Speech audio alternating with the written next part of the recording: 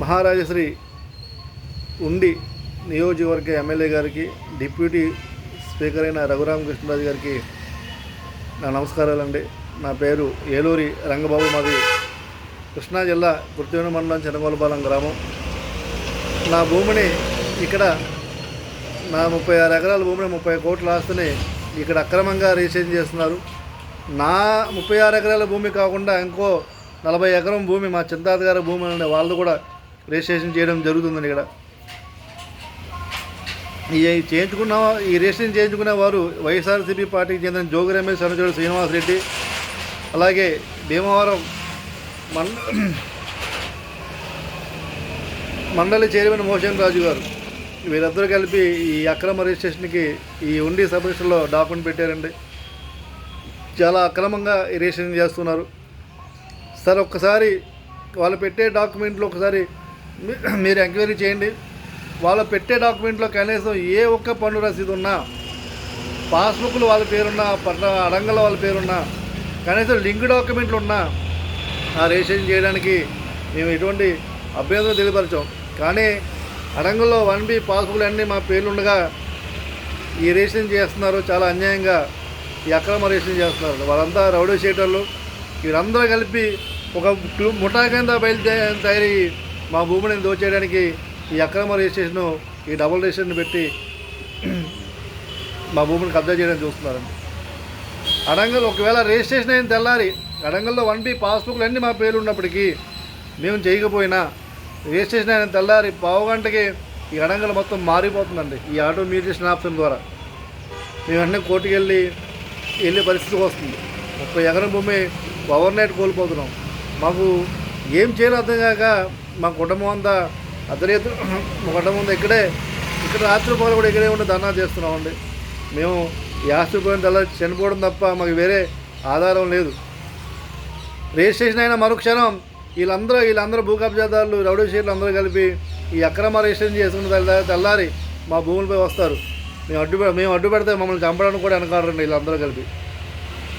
ఎవరైతే ఉన్నారో ఈ శ్రీనివాసరెడ్డి అనే వ్యక్తిపై ఈ పడన కాన్స్టిట్యున్సీలో 4 కేసులు నమోదైనవి ఉన్నాయి.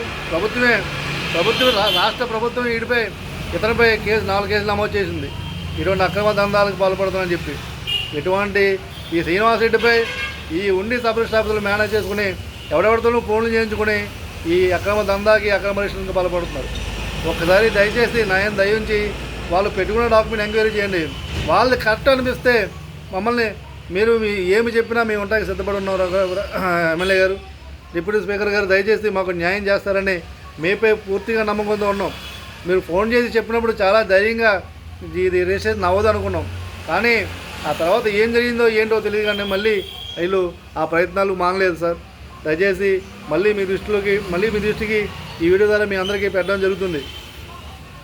దయచేసి ఇక్కడ జరుగుతున్న అక్రమ రిజిస్ట్రేషన్ ఒక్కసారి ఎంక్వైరీ చేయండి సార్.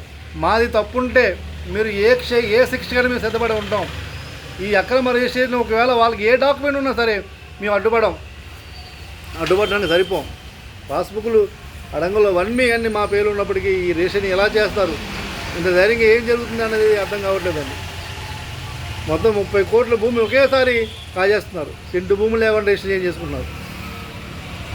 ఏం చేయాలో మాకు అర్థం కాదు. మా తల్లిదండ్రులు మేమంతా కూడా సెక్రటరియట్లో మా కుటుంబ సభ్యులు, మా తమ్ముళ్ళు, మా కుటుంబం అంతా సుమారు 15 మంది దాకా ఉన్నామండి. మేమంతా ఈ సెక్రటరియట్లోనే ఇక్కడ జరుగుతున్న అన్యాయాన్ని, అక్కడ ఏదైనా పొరపాటు రిజిస్ట్రేషన్ అయితే ఆ సెక్రటరీ ముందే ఆత్మహత్య చేసుకునే పరిస్థితి వస్తుంది. దయచేసి అర్థం చేసుకుని ఈ రిజిస్ట్రేషన్ నిలుపుదల చేస్తారని ఈ వీడియో ద్వారా మీకు తెలియపరుస్తున్నాను సార్. దయచేసి మా బాధని, మా ఇబ్బందిని అర్థం చేసుకుని మాకు న్యాయం చేస్తారని నేను మిమ్మల్ని కోరి ప్రార్థిస్తున్నాను. ఒక్క ఫోన్ సార్, దయచేసి మీరు ఒక్క ఫోన్ చేస్తే మా జీవితాలన్నీ కూడా బాగుంటాయి. దయచేసి ఒక 5 నిమిషాలు మా గురించి ఆలోచించి మాపై జాలి చూపించి మాకు ఈ రిజిస్ట్రేషన్, ఈ దొంగ దస్తావేజ్ నిలుపుదల చేయండి సార్ ప్లీజ్. నేను మిమ్మల్ని, మా కుటుంబం అంతా మీరు తీసుకునే నిర్ణయంపై ఆధారపడి ఉందండి. చాలా అగామ్య గోచరంగా మారిపోతుంది. మొత్తం ఆస్తి మొత్తం పోతుంది. ఏం చేయాలో అర్థం కాని పరిస్థితిలో ఉన్నాం సార్. దయచేసి ఈ ఫేక్ డాక్యుమెంట్ దొంగ దస్తావేజ్ నిలుపుదల చేయండి. దయచేసి మాకు న్యాయం చేయండి ప్లీజ్ సార్, ప్లీజ్.